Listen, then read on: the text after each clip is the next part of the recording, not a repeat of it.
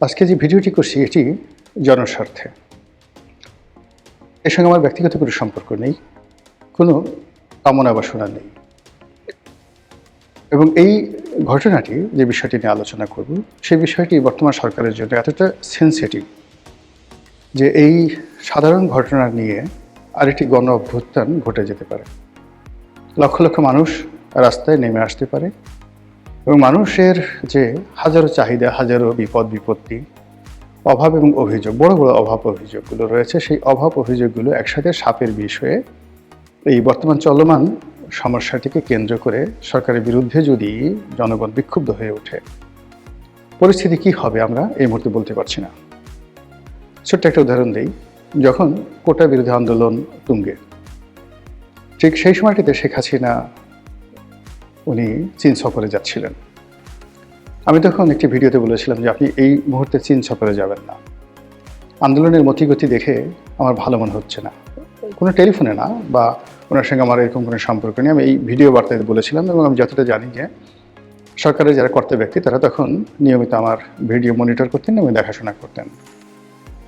তো আমি বললাম যে আপনি যখন ফিরে আসবেন, ফিরে আসার পর পরিস্থিতি আপনার নিয়ন্ত্রণে থাকবে না। তো তিনি চীন সফরে গেলেন, চীন সফর থেকে আসলেন এবং বলেন অনেকটা অপমানিত হয়ে এবং লাঞ্ছিত হয়ে। আসার পর তিনি ছিলেন মানসিকভাবে বিপর্যস্ত, বিধ্বস্ত। আমি আরেকটা ভিডিও করলাম যে আপনি ওখানে যা কিছু ঘটেছে আপনি এইবার সংবাদ সম্মেলন করবেন না। প্রতিবার বিদেশ থেকে এসে আপনি গণভবনে যে মজমা মেলান এবং সেখানে রং তামাশা, ঠাট্টা মশকরা, এরপর নানা রকম পিঠা পায়েসের উৎসব থেকে শুরু করে যা কিছু একটা ট্রেডিশন হিসেবে আপনি চালু করেছেন গণভবনে, এইবার সেটা করতে যাবেন না। এর কারণ হলো চীন দেশে যা কিছু ঘটছে এবং বাংলাদেশের মাটিতে এই মুহূর্তে যা কিছু ঘটছে, এই দুটো জিনিসের ভার আপনি বহন করতে পারবেন না। মুখ খসকে এমন কিছু বের হয়ে যাবে বা ওখানে এমন কোনো কথা বের হয়ে যাবে যেটার দায় দায়িত্ব আপনাকে নিতে হবে এবং আপনি সামাল দিতে পারবেন না। অবাক করার ব্যাপার হলো যে আমি খুব সাধারণ মানুষ, একেবারেই যাকে বলা হয় আমার জ্ঞান বুদ্ধি এতটা কম যে আমার নিজের মাঝে মধ্যেই মনে হয় যে আমি আসলে কেন বলি বা কিছু কিছু লোকজন আমার কথাই বা কেন শুনে। কিন্তু এরপরে অবাক করার একটা ব্যাপার হলো যে আমার অনেক কথা ব্যক্তিগত জীবনে, পারিবারিক জীবনে, রাজনৈতিক জীবনে, জাতীয় জীবনে একেবারে অক্ষরে অক্ষরে ফলে যায়। বেশিরভাগ কথাই অক্ষরে অক্ষরে ফলে যায়। তো আমার নিজের ব্যক্তিগতভাবে যদি আমি কাউকে দোয়া করি, আমার সেই দোয়া খুব কবুল হয়েছে আমার কাছে আমি বলতে পারবো না। কিন্তু আমি যখন কোনো কাউকে অভিশাপ দেই, মনের মধ্যে থেকে একটা দীর্ঘশ্বাস বের হয়ে আসে। বিশ্বাস করেন আমার জীবনের একটা অভিশাপ কখনো বিফলে যায়নি। এই কারণে আমি করি কি, আমার যারা শত্রু তাদের সাথেও কথা বলতে গেলে, চিন্তা করতে গেলে বা তাদের ব্যাপারে কোনো সিদ্ধান্ত নিতে গেলে আমি 10 বার চিন্তা করি যেন আমার কোনো দীর্ঘশ্বাস বা আমার কোনো অভিশাপ যেন আমার প্রতিপক্ষ যারা আছে তার উপর আপত্তিত না হয়। এর কারণ হলো একেবারে ছোটোকাল থেকে যে ব্যাপারে কষ্ট পেয়েছি, যে ব্যাপারে আফসোস করেছি, যে ব্যাপারে হাহাকার করেছি, প্রত্যেকটা জিনিস, একটা সিঙ্গেল জিনিস বাদ নাই, প্রতিপক্ষকে তছনছ করে দিয়েছে। যখন আমার বাড়িটা ভাঙা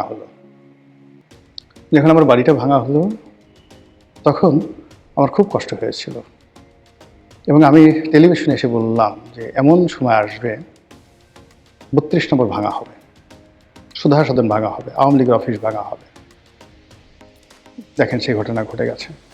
আমাকে যখন অন্যায়ভাবে জেলে ঢুকানো হলো 2012 সালে, তখন আমি বের হয়ে লিখেছিলাম যে এমন একটা সময় আসবে যারা আমাকে এই অন্যায়ের মধ্যে ডুবিয়ে দিলেন, যারা আমার রাজনৈতিক জীবন তছনছ করে দিলেন, একটা সময় তাদের তকদির তছনছ হয়ে যাবে।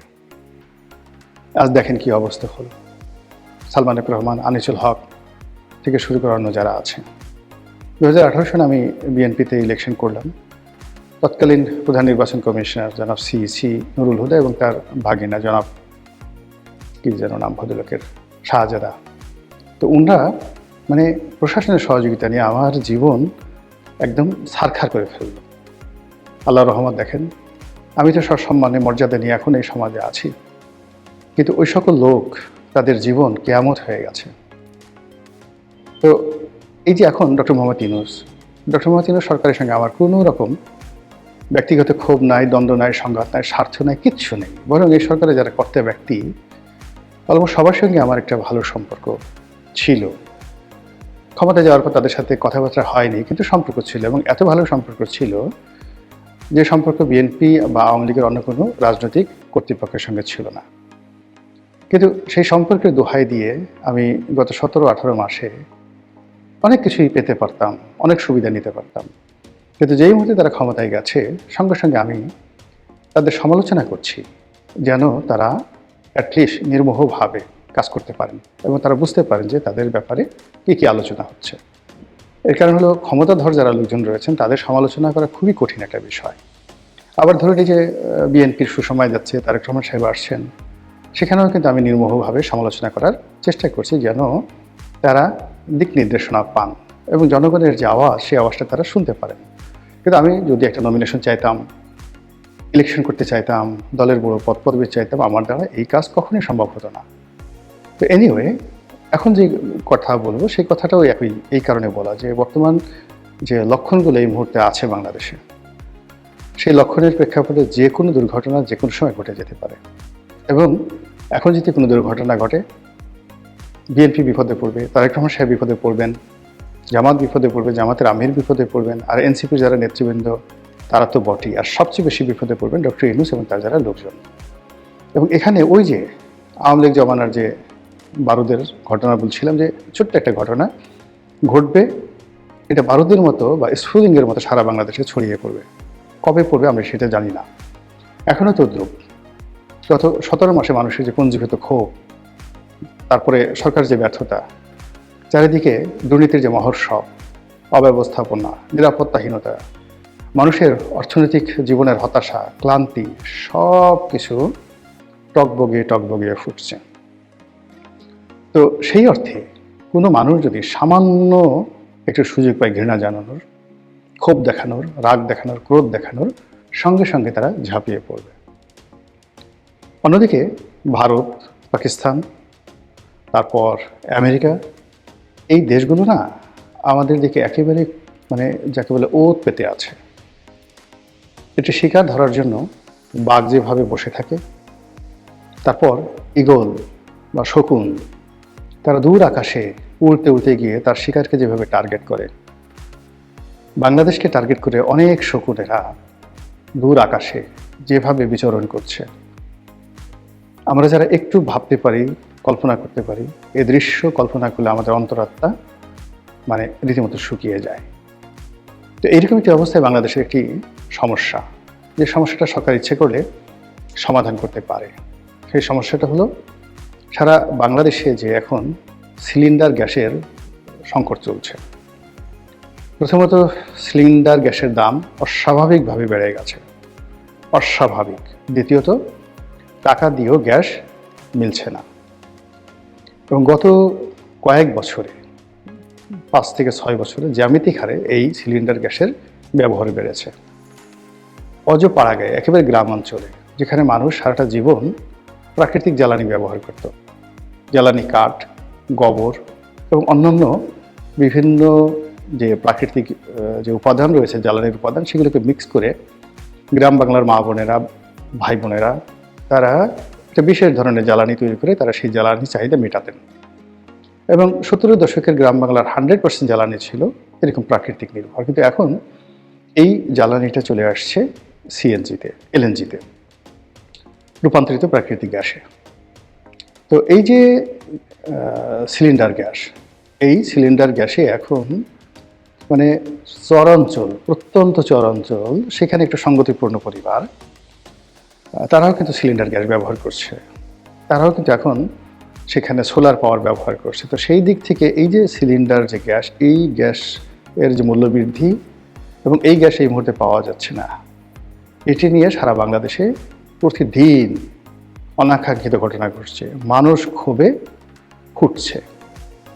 এবং এই সিলিন্ডার গ্যাস নিয়ে যদি ন্যূনতম একটি বিক্ষোভ হয়, প্রতিটি ঘরের, এই ঢাকা শহরের 1 কোটি লোক রাস্তায় নেমে আসবে, মা বোনেরা। এবং এটা একটা ভয়াবহ, যে কোনো একটা আন্দোলনে যদি শিশুরা এবং মহিলারা জড়িত হয়ে যান, যেটা আমাদের জুলাই গণঅভ্যুত্থানে হয়েছিল, তাহলে সেটি আর নিয়ন্ত্রণ করা যায় না। এবং ফ্রেঞ্চ রেভলিউশন যেটা হলো, সেই ফ্রেঞ্চ রেভলিউশনের সময়টাও কিন্তু পুরুষেরা ব্যর্থ হয়েছিল নারীরা বের হয়ে এসেছিল।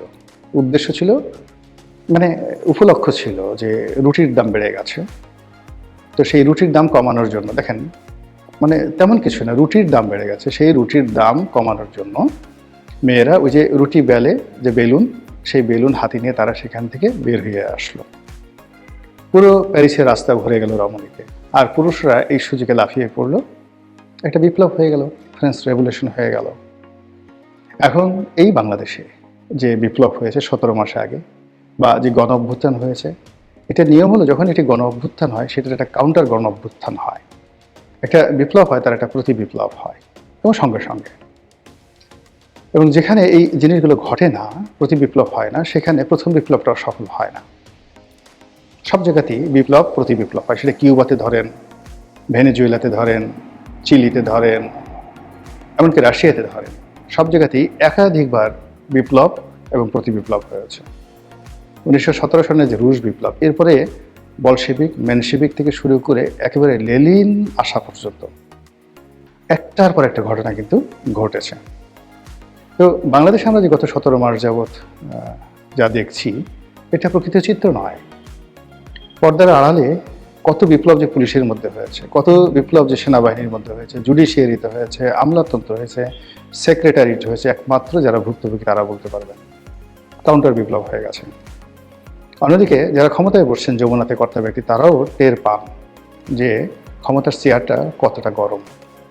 তো এই যে টগবগিয়ে সারা বাংলাদেশ ফুটছে, সেই ফুটন্ত বাংলাদেশে একেবারে সাধারণ একটি ঘটনা, সিলিন্ডার গ্যাসের দাম বেড়েছে, আর সিলিন্ডার গ্যাস পাওয়া যাচ্ছে না। এখানে সরকারের বিনিয়োগ এবং এই সাপ্লাইটা ঠিক করা সরকারের জন্য আসলে হাইয়েস্ট 48 ঘন্টা সময় দরকার। এমনকি সিএনজি মানে ফুয়েলিং পাম্পের বা এলএনজি পাম্পের সেই পাম্প স্টেশনগুলো বন্ধ করে হলেও যদি, গাড়িগুলো বন্ধ করে যদি মানে বাসার এই যে রান্না বাড়ার গ্যাসটা সরবরাহ করা হয় এই সময়টাতে, শীতের এই সময়টাতে, এটা সরকারের জন্য অনেক অনেক নিরাপদ। অন্যথায় পচা শামুকে পা কাটতে পারে। সুতরাং সাধু সাবধান।